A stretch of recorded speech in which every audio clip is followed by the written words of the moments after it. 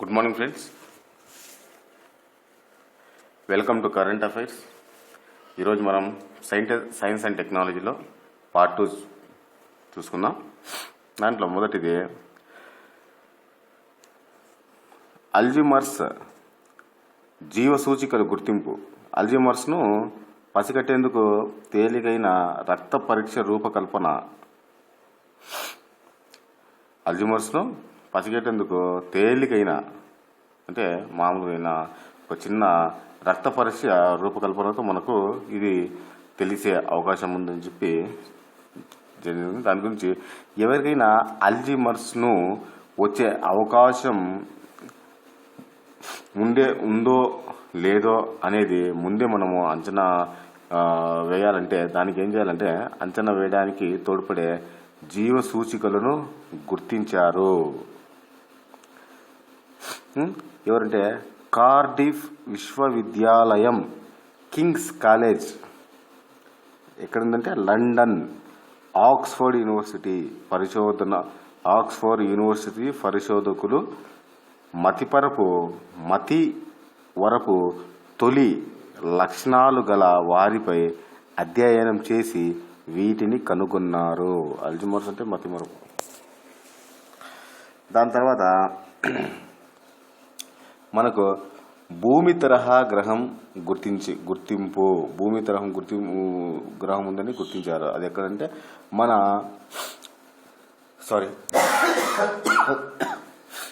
మన సూర్యుడికి సమీపంలోని నక్షత్రం కక్షలో తిరుగుతున్న భూమి తరహా గ్రహాన్ని శాస్త్రవేత్తలు గుర్తించారు. ఉపరితలంపై ద్రవజలం మనుగడ సాగించేందుకు తగిన ఉష్ణోగ్రతలు దీనిపై ఉన్నట్లు తేల్చారు. మన సౌరస్వ వ్యవస్థ అవతల జీవనానికి అనుకూలమైన గ్రహం కావచ్చునని భావిస్తున్నారు.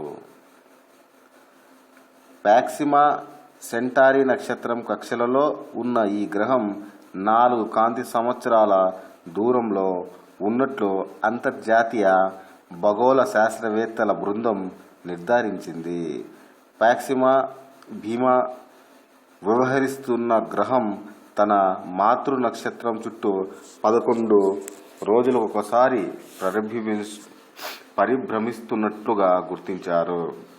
రాళ్లతో కూడిన ఈ గ్రహం భూమి కన్నా కొంత మేర భారీగా ఉంటుందని అత్యంత సమీపంలో ఉన్న సౌర వ్యవస్థ బయటి గ్రహమని చెబుతున్నారు. దాని తర్వాత వెలుపలి గ్రహంలో ఆక్సిజన్ వాతావరణం. భూమికి 39 కాంతి సంవత్సరాల దూరంలో శుక్రుడు లాంటి గ్రహం దర్శనమిచ్చింది. దాంట్లో పలుచటి ఆక్సిజన్ వాతావరణం ఉన్నట్లుగా పరిశోధకులు చెబుతున్నారు. సౌర కుటుంబము వెలుపల శిలామయ గ్రహంలో ఇలాంటి వాతావరణము వెలుగు చూడడం ఇదే మొదటిసారి. ఓకేనా.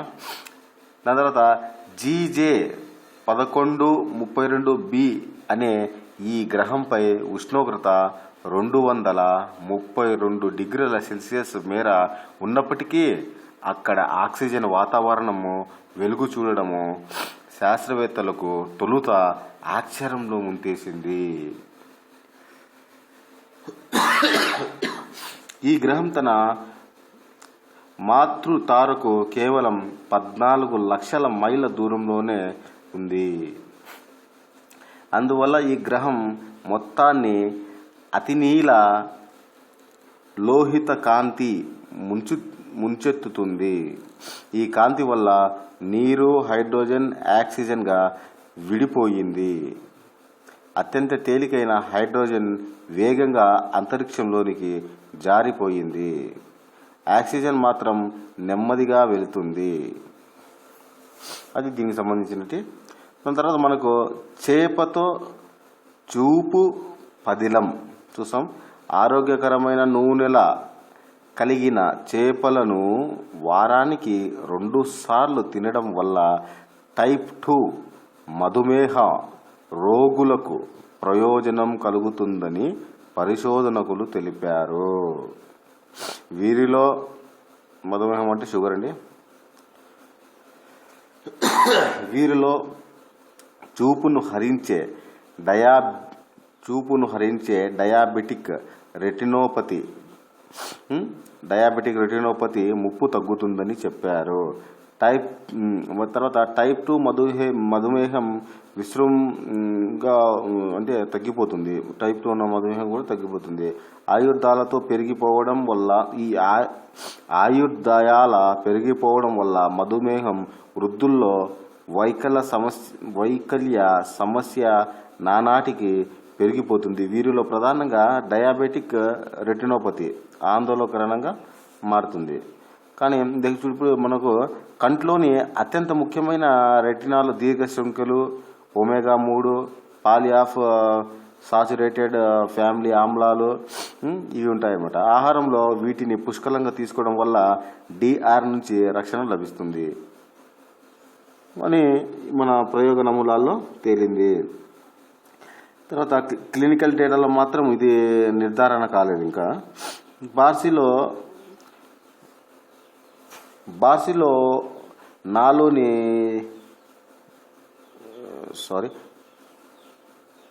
బార్సినాలోని లిపిడ్ క్లినిక్ పరిశోధనలు 2611 మంది పరిశోధనలు సాగించారు.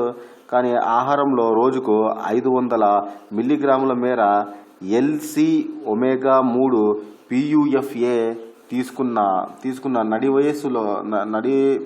వయసుల వృద్ధులకు డయాబెటిక్ రెటినోపతి ముప్పు తగ్గినట్లుగా ఇందులో మనకు తేల్చి చెప్పేశారు. దాని తర్వాత మనకు నెక్స్ట్ ఏంటంటే అత్యంత కాలుష్య వాయువు నగర వాయువు గుణాత్మక డేటాబేస్ అంటే అర్బన్ ఎయిర్ క్వాలిటీ డేటాబేస్ 2016ను ప్రపంచ ఆరోగ్య సంస్థ WHO ఇటీవల వెలువరించింది. నగర వాయువు గుణాత్మక డేటాబేస్ అంటే ఇది మనకు అర్బన్ ఎయిర్ క్వాలిటీ డేటాబేస్ 2016ను ప్రపంచ ఆరోగ్య సంస్థ ఇటీవలే వెలువరించింది. ఈ నివేదిక ప్రకారం ప్రపంచంలో అత్యంత కలుషితమైన వాయువును ఇరాన్లోని జబోల్ నగరంలో గుర్తించారు. ఎక్కడంటే ఇరాన్లోని జబోల్ నగరంలో గుర్తించారు. దాని తర్వాత చిన్నారి గుండెను 15 గంటల పాటు నిలిపివేసిన వైద్యులు. దీని గురించి మనము తెలుసుకుందాం. బ్రిటన్లో సుదీర్ఘ శస్త్రచికిత్స జరిపేటప్పుడు సంక్లిష్ట శస్త్రచికిత్స కోసం 9 నెలల చిన్నారి గుండెను బ్రిటన్ వైద్యులు ఏకంగా 15 గంటల పాటు నిలిపివేశారు. ఈ సుదీర్ఘ ఆపరేషన్ ద్వారా ఆ బాలుడి ప్రాణాలను కాపాడారు. నాథాన్ బ్రైన్ అనే ఈ చిన్నారి పుట్టుకతోనే గుండెలో రంధ్రం ఏర్పడింది. శస్త్రచికిత్స చేయకుంటే అతడు 6 నెలలకు మించి జీవించాడని వైద్యులు హెచ్చరించారు. 7 గంటల్లోనే ఈ ఆపరేషన్ ముగుస్తుందని వారు తొలుత భావించారు. అయినా కొన్ని సంక్లిష్టతలు తలెత్తి ఆ సమయం రెట్టింపు కన్నా ఎక్కువైంది. శస్త్రచికిత్స సమయంలో గుండె ఊపిరితిత్తులు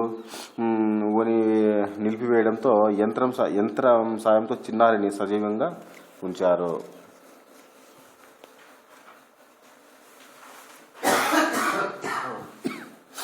తర్వాత అప్పుడు ఆపరేషన్ సమయంలో అతడి గుండె వాచిపోవడంతో 7 రోజుల పాటు ఛాతీని తెరిచి ఉంచారు. 3 నెలల తర్వాత మళ్ళా చిన్నారి కోలుకున్నాడు. ఆ తర్వాత ఆసుపత్రి నుండి డిశ్చార్జ్ అనుమతించారు. ఆ తర్వాత అద్భుత అగ్నివలయ గ్రహణం. సూర్యుడు భూమి మధ్యకు చంద్రుడి పయనంతో ఆఫ్రికాలోని కొన్ని ప్రాంతాల్లో సూర్యవలయం అగ్నికాంతులు వెదజల్లుతుంది. వర్తులాకార సూర్యగ్రహాన్ని గ్రహంగా పిలిచే ఈ సౌర అద్భుతాన్ని అగ్నివలయ గ్రహంగా వ్యవహరిస్తారు. సంపూర్ణ సూర్యగ్రహణంగా కాకుండా చంద్రుడు సూర్యుడిని పూర్తిగా కమ్మేయని సందర్భాల్లో వర్తులాకార గ్రహణం సంభవిస్తుంది. ఈ సందర్భంగా భూమి పైనుంచి చూసే వారికి తెల్లని వెలుగులు బదులుగా చంద్రుని చల్లని నీడ చుట్టూ సూర్యకాంతి, బాగా గుర్తుపెట్టుకోండి, చంద్రుడిని నల్లని నీడ చుట్టూ సూర్యుని కాంతి ఎరుపు రంగులో మెరుస్తూ కనిపిస్తుంది. కళ్ళకు రక్షిత ఉపకరణాలు పెట్టుకొని చూసే వారికి ఆకాశంలో అరుదైన వలయం కనిపిస్తుందని, వలయాకృతి నీడల అత్యంత అద్భుతంగా ఉంటాయని నాసా శాస్త్రవేత్త అలెక్స్ యాంగ్ పేర్కొన్నారు. ప్రతి గ్రహణము సంపూర్ణ సూర్యగ్రహణమే కాకపోవడానికి కారణము చంద్రుడి దీర్ఘవృత్తాకారం కక్షే. ఇది ఎప్పుడు మనకు వస్తుందంటే 18 నెలలకు ఒకసారి ఇది సంభవిస్తుంది అన్నమాట. దాని తర్వాత యాంటీబయోటిక్స్తో పిల్లలకు భారీ సమస్య. చిన్నారుల్లో తరచూ ఏదో ఒక ఆరోగ్య సమస్య తలెత్తడము సర్వసాధారణము. చిన్నపాటి జ్వరం వచ్చినా, జలుబు చేసిన కొంతమంది తల్లిదండ్రులు గాబరా పడి వెంటనే యాంటీబయోటిక్స్ వేస్తుంటారు. కానీ పుట్టిన తొలి 2 ఏళ్లలో తరచూ యాంటీబయోటిక్స్ను వాడిన వారిలో చాలామంది 5-10 ఏళ్ళ వచ్చేసరికి స్థూలకాయ సమస్యలు ఏర్పడుతుంటాయి. అమెరికాలోని ఓహియో విశ్వవిద్యాలయానికి చెందిన ఆచార్య ఈహోమా నెలి బృందం ఇటీవలే సాగించిన పరిశోధనలో ప్రాథమికంగా తేలిన విషయం ఏంటంటే, స్థూలకాయ సమస్యపై హార్వర్డ్ పిలిగ్రిమ్ హెల్త్ కేర్ శాస్త్రవేత్తలు చేపట్టిన జాతీయ అధ్యయనంలోనూ ఆమె కీలక వ్యక్తి. పరిశోధనలో భాగంగా ఈ బృందం 16 లక్షల మంది చిన్నారుల ఆరోగ్య చిట్కాలను విశ్లేషించింది. తొలి 2 ఏళ్ల వయసులో చీటికి మాటికి యాంటీబయాటిక్ ఇవ్వకుండా వాడిన పిల్లలకు ఎక్కువగా అధిక బరువు సమస్యలు ఎదుర్కొన్నట్లుగా వాళ్ళు గుర్తించారనమాట. అది మనకు దానికి యాంటీబయాటిక్ గురించి విషయం. దాని తర్వాత వ్యాయామం ఆపితే మెదడుకు తగ్గే రక్త సరఫరా. ఎక్సర్సైజ్కి ఆపితే మనకు మెదడుకు రక్త సరఫరా కొన్ని రంధ్రాల్లో మెదడులో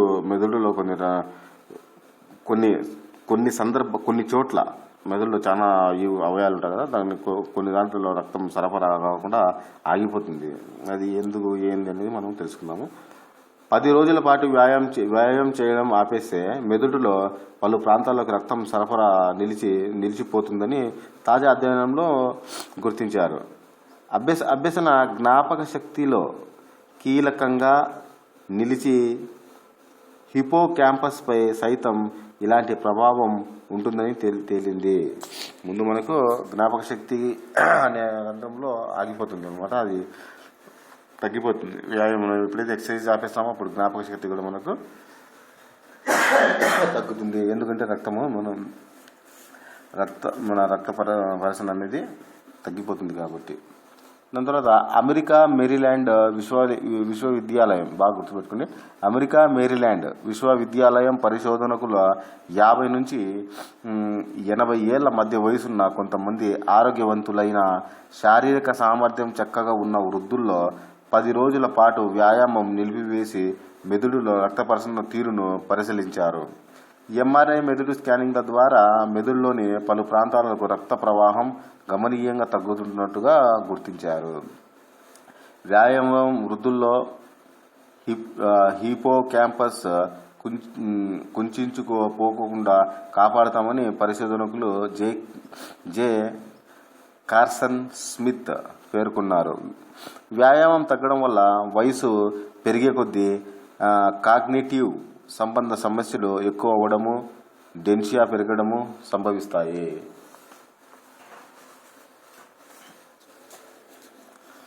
దాని తర్వాత మనకు గుండెపోటును గుర్తించిన స్మార్ట్ ఫోన్ యాప్. ఇది చాలా ఇంపార్టెంట్. ఏ యాప్ అంటే గుండెపోటును దారితీసే కర్ణిక దడ అంటే అట్రియల్ ఫైబ్రిలేషన్ పరిస్థితులు ఖచ్చితంగా గుర్తించే కొత్త స్మార్ట్ ఫోన్ యాప్ను పరిశోధకులు అభివృద్ధి చేశారు. ఈ యాప్ ఫోన్లోని యాక్సిలోమీటర్, గైరోస్కాప్లను వినియోగించుకుని గుండె దడను పరీక్షిస్తుంది. ప్రపంచ జనాభాలో 2% మందిలో ప్రమాదకర కర్ణిక దడ సమస్య ఉంది. ఏటా 70 లక్షల మంది దీని బారిన పడుతున్నారు. అవి ఫిన్లాండ్లోని టర్క్ యూనివర్సిటీలో పరిశోధకుడు టెరో కావిస్టో తెలిపారు. కర్ణిక దడ కారణంగా సంభవించే 70% గుండెపోటులను ముందస్తు వైద్యంతో నివారించవచ్చని వెల్లడించారు. అయితే ఈ కర్ణిక దడ తరచుగా వస్తూ పోతూ ఉంటుందని, అందువల్ల వైద్యుడిని కలిసినప్పుడు దీన్ని గుర్తించడం కష్టమని తెలిపారు. ఈ నేపథ్యంలో కర్ణిక దడను గుర్తించడంలో స్మార్ట్ ఫోన్ యాప్ సామర్థ్యంపై పరిశోధనలో అధ్యయనము నిర్వహించారు. ఈ దడ గుర్తించేందుకు వ్యాధిగ్రస్తుడి హృదయంపై స్మార్ట్ ఫోన్ను ఉంచి యాక్సిలరోమీటర్, గైరోస్కోప్ నమోదు చేస్తారు. తర్వాత యాప్ సాయంతో కర్ణిక పోటు ఉందో లేదో గుర్తిస్తారు. అదండి.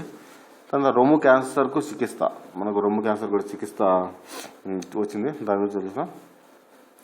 ఔషధాలకు లొంగని మొండి రొమ్ము క్యాన్సర్ను బ్రిటన్లోని ఓ భారత సంతతి బాలుడు చికిత్స మార్గాన్ని కనిపెట్టాడు. చికిత్స మార్గాన్ని కనిపెట్టాడు. ఈ భయానక వ్యాధి ఔషధాలకు స్పందించే విధానాన్ని 16 ఏళ్ల కృతిన్ నిత్యానందం ఈ ఘనత సాధించాడు.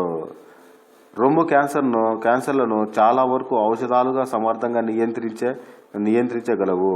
అయితే ట్రిపుల్ నెగటివ్ బ్రెస్ట్ క్యాన్సర్ పరిస్థితి పూర్తిగా వేరు అన్నమాట. దీనిలో కణితులపై ఎలాంటి గ్రాహకాలు ఉండవు. శస్త్రచికిత్స, రేడియేషన్, కీమోథెరపీ చికిత్సలకు కలిపి తీసుకున్న ప్రభావం తక్కువే. ట్రిపుల్ నెగటివ్ క్యాన్సర్ కణితులపై గ్రాహకాలు కనపడవు, కాబట్టి వీటిపై ఔషధాలు పనిచేయవు. ID4గా పిలిచే ఈ ప్రోటీన్ ఈ క్యాన్సర్ కణాలను ఔషధాలకు లొంగకుండా చేస్తుంది. దీన్ని నియంత్రించగలిగితే ఔషధాలు పనిచేస్తాయి. దాని తర్వాత తల్లి పాల చక్కెరతో బిడ్డకు రక్ష.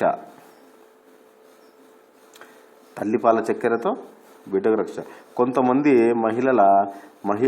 మహిళల చనుబాలలో ఉండే ఒక రకం చక్కెర పదార్థము బిడ్డల్ని ప్రాణాంతక సూక్ష్మ జీవుల నుంచి కాపాడుతున్నట్లుగా తాజా అధ్యయనంలో గుర్తించారు. గ్రూప్ బి స్ట్రెప్టోకాకస్గా పిలిచే బ్యాక్టీరియా నవజాత శిశువుల్లో మెనింజైటిస్కు కారణమవుతుంది. తొలి 3 నెలల్లో కనెక్షన్లకు దారితీస్తుంది. ఈ సూక్ష్మజీవి కాన్పు సమయంలో గాని తల్లిపాల ద్వారా గాని బిడ్డకు చేరుతుంది. లండన్ ఇంపీరియల్ కాలేజ్ పరిశోధకులు 180 మంది మహిళలపై చేపట్టిన అధ్యయనం ద్వారా తల్లిపాలలో సహజ సిద్ధంగా లభ్యమయ్యే చక్కెర పదార్థాలు గ్రూప్ బి స్ట్రెప్టోకాకస్ నుంచి బిడ్డకు రక్షణ కల్పిస్తున్నట్లుగా గుర్తించారు. ప్రతి మహిళ చనుబాలలో విభిన్న రకాల చక్కెర పదార్థాలు ఉంటాయని పరిశోధకులు తెలిపారు. ఈ చక్కెర పదార్థాలని లూయిస్ యాంటీజెన్ సిస్టంగా పిలిచే జన్యు వ్యవస్థ నిర్దేశిస్తుందన్నారు. లూయి జన్యులతో సంబంధముండే చక్కెర పదార్థాలు కలిగి తల్లుల్లో సూక్ష్మజీవులు తక్కువగా ఉంటున్నాయని, బిడ్డలకు చేరడం కూడా తక్కువగా ఉంటున్నట్లుగా పరిశోధనలు గుర్తించారు. దాని తర్వాత మనకు భారతీయ ఆహారం అల్జిమర్స్కు ఔషధం. భారతీయ ఆహారము అల్జిమర్స్కు ఔషధము.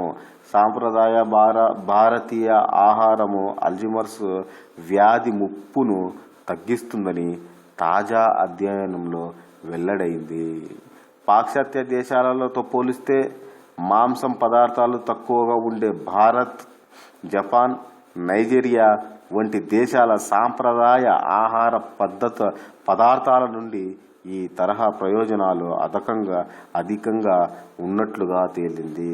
అల్జిమర్స్ ముప్పు కారకాలకు ఆహారంతో సంబంధం ఉన్నట్టుగా అమెరికా పరిశోధనలు గుర్తించారు. ముఖ్యంగా మాంసం, తీపి పదార్థాలు, కొవ్వు ఎక్కువగా ఉండే పాల ఉత్పత్తులు ముప్పు కారకాలుగా భావిస్తున్నారు. పండ్లు, కూరగాయలు, ధాన్యాలు, కొవ్వు తక్కువగా ఉండే పాల ఉత్పత్తులు, చేపలు ముప్పు తగ్గించడంలో కీలక పాత్ర పోషిస్తున్నట్లు తేల్చారు. మాంసం లేదా జంతు సంబంధ ఉత్పత్తులతో అల్జిమర్స్ తీవ్రత సంబంధం ఉన్నట్లు ఈ అధ్యయనంలో గుర్తించారు. మాంసాన్ని తగ్గించడం ద్వారా అల్జిమర్స్ వ్యాధితో పాటు పలు రకాల క్యాన్సర్లు, టైప్ 2 మధుమేహము, పక్షవాతము, దీర్ఘకాల మూత్రపిండాల వ్యాధులు ముప్పు కూడా గణనీయంగా తగ్గినట్లు తమ అధ్యయనంలో తేలిందని పరిశోధకులు విలియం గ్రాంట్ పేర్కొన్నారు. మాంసం తక్కువగా ఉండే భారత్, జపాన్, నైజీరియా ఆహార పదార్థాల కారణంగా ముప్పు తగ్గుదల అదనంగా మరో 50% దాకా ఉంటుందని వివరించారు. దాని తర్వాత 70 కోట్ల సంవత్సరాల కిందట శిలాజం లభ్యం. దాదాపుగా 370 కోట్ల సంవత్సరాల కిందట ఓ శిలాజాన్ని శాస్త్రవేత్తలు గుర్తించారు.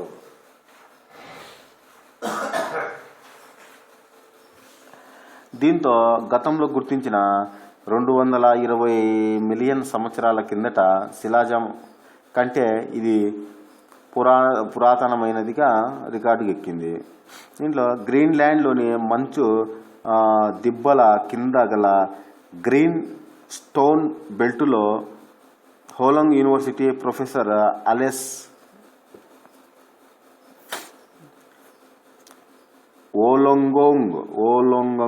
ఓలోంగోంగ్ university professor Allen Nutman బృందం దీనిని గుర్తించింది. దాని తర్వాత లాస్ట్ టాపిక్ ఈరోజు ఆ టాపిక్ ఏంటంటే కొత్తగా కనుగొన్న చేపకు ఒబామా పేరు. ఓకే, కొత్తగా కనుగొన్న ఒక చేపకు శాస్త్రవేత్తలు అమెరికా మాజీ అధ్యక్షుడు బారక్ ఒబామా పేరు పెట్టనున్నారు. హవాయి తీరంలో కొత్త సముద్ర జీవుల సంరక్షణ కేంద్రాన్ని ఏర్పాటు చేయాలని ఒబామా నిర్ణయించడంతో ఆయనకు ఈ విధంగా గౌరవించనున్నారు. ముదురు ఎరుపు బంగారు వర్ణంలో ఉండే ఈ కొత్త రకం చేపను కురే అటాల్ అనే పగడాల దీవి దగ్గరలో 300 అడుగుల లోతు నీటిలో కనుగొన్నారు. వరిలో కొత్త వంగడం సృష్టించిన శాస్త్రవేత్తలు. వరిలో చూడండి ఒకసారి, ఆహార లోపానికి చెక్ పెట్టేలా జింక్ ఎక్కువగా ఉండే సరికొత్త వరి వంగడాన్ని భారతీయ వ్యవసాయ పరిశోధన సంస్థ శాస్త్రవేత్తలు సృష్టించారు. దీనికి తాస్ 45 అనే పేరు పెట్టారు. ఏం పేరు పెట్టారంటే దాస్ 45 అనే పేరు పెట్టారు. దాని పార్లమెంటరీ స్థాయి కమిటీ సూచన మేరకు భారతీయ వ్యవసాయ పరిశోధన సంస్థ 12 ఏళ్లు నిర్విరామ కృషి చేసింది. డిఆర్ఆర్ దాస్ 45 IET 2383-2 అంటే 23,832 అని పిలిచే ఈ వరి 125 రోజుల్లో కోతకు వస్తుంది. దీనిలో అత్యధికంగా 22.6 ppm జింక్ ఉంటుంది. అది దీని ముఖ్య సమాచారం. దాని తర్వాత లాస్ట్ బట్ నాట్ లిస్ట్ అన్నట్టుగా ఒక చిన్న పాయింట్ ఉంది.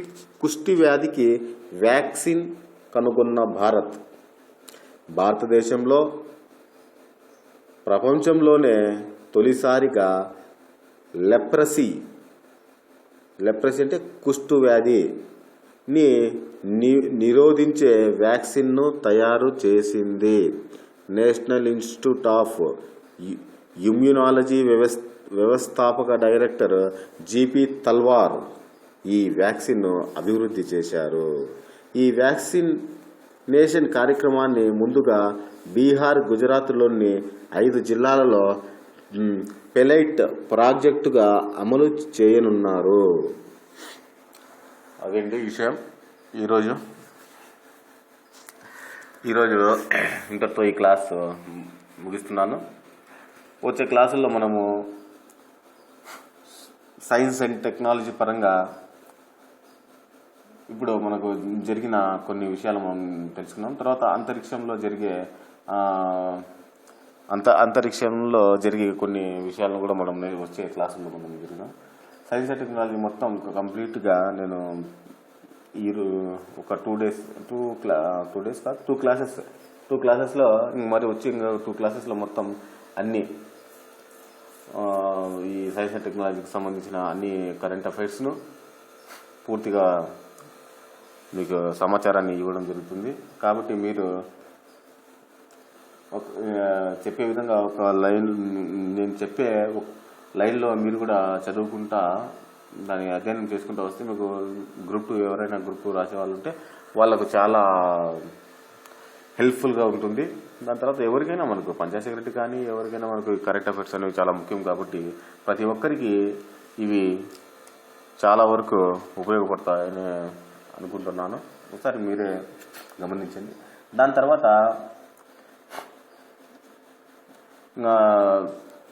ఓకే, నెక్స్ట్ క్లాస్లో నేను దాని గురించి డిస్కస్ చేస్తాను. ఓకే, ఈ వీడియో మీకు నచ్చినట్టయితే లైక్ చేసి షేర్ చేయండి, అలాగే సబ్స్క్రైబ్ చేసుకోండి. Okay, thank you very much.